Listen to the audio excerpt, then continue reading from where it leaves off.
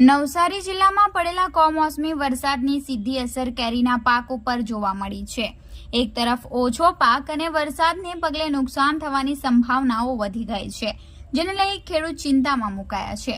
ઉનાળો શરૂ થતાની સાથે જ કેરી રસિકો કેરીનો સ્વાદ માણવાની રાહ જોતા હોય છે, તો બીજી તરફ કેરી પકવતા ખેડૂતો કેરીમાંથી આખા વર્ષની આવક રડી લેવાની આશા રાખતા હોય છે।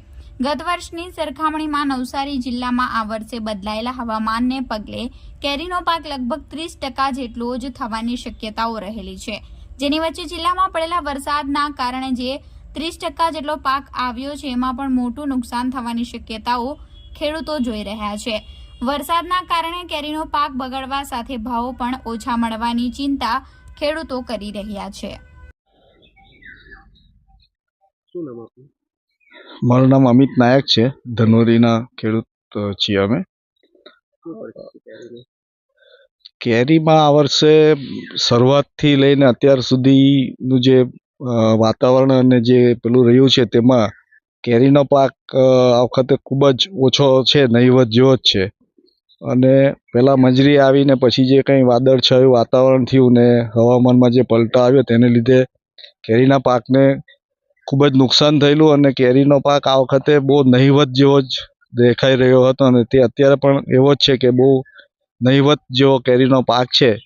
અને હાલમાં કાલે જે વાદળછાયું વાતાવરણ 2 દિવસથી રહી છે અને કમોસમી વરસાદ પણ પડ્યો એટલે કેરીના પાકને વધારે નુકસાન થવાની જે ભીતિ છે, એટલે જે કેરીનો પાક આ વર્ષે નિષ્ફળ છે તેમાં વધારે નિષ્ફળ જવાની ખૂબ જ શક્યતા રહેલી છે અને ખેડૂતોને માટે